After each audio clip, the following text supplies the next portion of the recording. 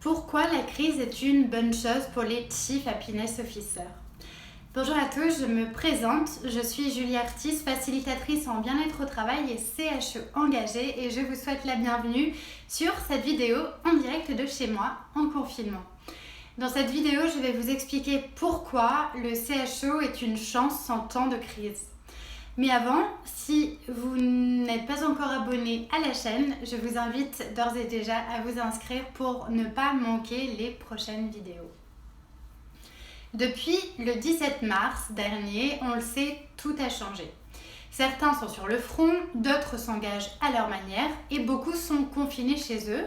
Et pour être tout à fait honnête avec vous, dans ce contexte, je dois bien avouer que parfois, c'est pas toujours évident de vous parler de qualité de vie au travail et du métier de CHO.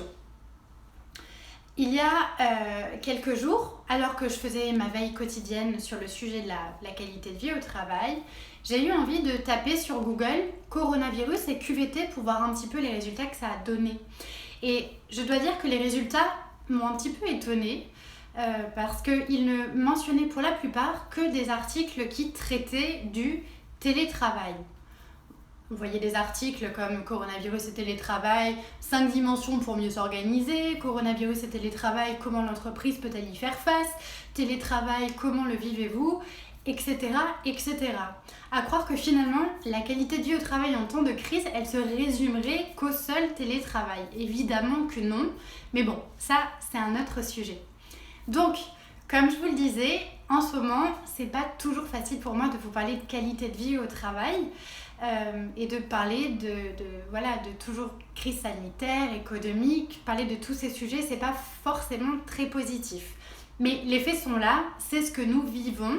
Alors, difficile de passer outre. Et puis, en y réfléchissant un petit peu, si d'un certain point de vue, cette crise paraît plutôt catastrophique sur bien des points, elle met aussi énormément en lumière les responsabilités individuelles et collectives de chacun, la solidarité, l'importance du lien, comme si nous avions finalement eu besoin de toucher le fond pour enfin reprendre pied sur les choses qui étaient vraiment essentielles.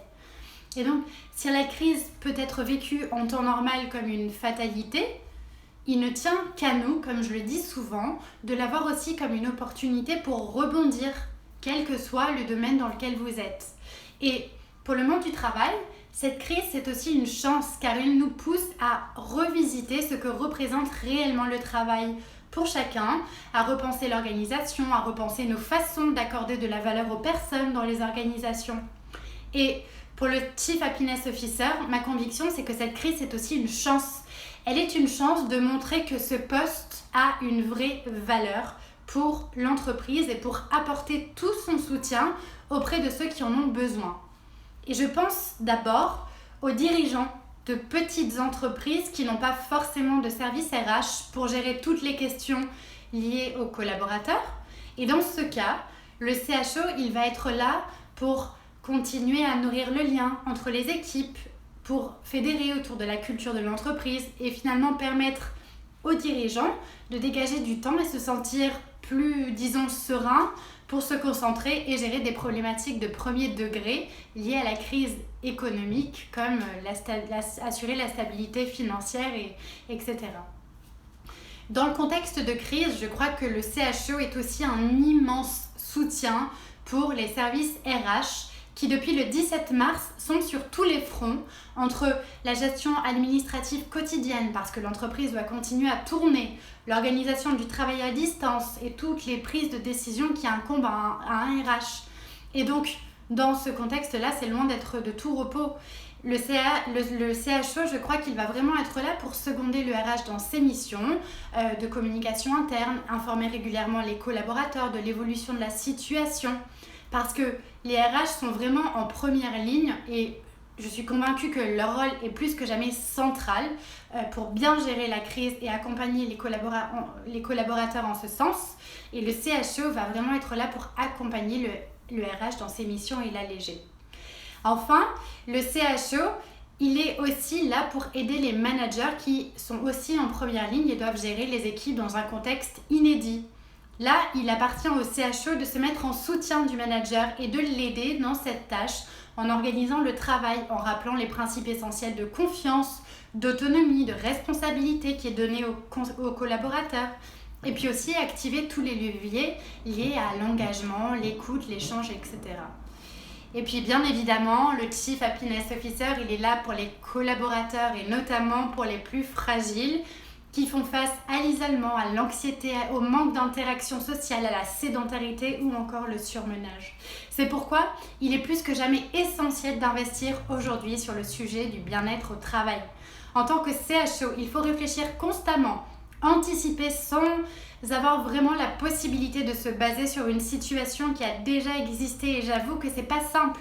Et c'est pour ça qu'en tant que CHO, il faut se réinventer pour mieux accompagner les collaborateurs à relever ces défis, leur apporter du soutien, continuer à créer le lien social qui est essentiel. Et donc dans tout ça, on retrouve bien toutes les casquettes du Chief Happiness Officer dont je parle souvent, qui est à la fois garant de la culture de l'entreprise, médiateur, créateur de liens, fédérateur. Alors voilà, j'ai espoir que le monde de demain ne sera vraiment plus celui d'hier, que nous ne retomberons pas dans tous ces travers qui nous faisaient souffrir au travail. Et j'espère que cette crise va réellement permettre de reconsidérer en termes de qualité de vie au travail ce qui fonctionnait mal à la base et de se servir des échecs pour en comprendre les leçons et progresser finalement pour mieux vivre le travail et les relations les uns avec les autres.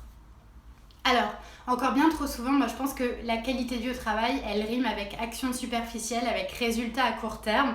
Et j'espère vraiment que à partir de cette crise, la QVT et le rôle de CHO seront mieux valorisés. Et vraiment, mon dernier conseil, si le métier de CHO vous anime profondément, alors c'est le moment de vous réinventer dans ce rôle et de finalement devenir cette fameuse lumière au bout du tunnel.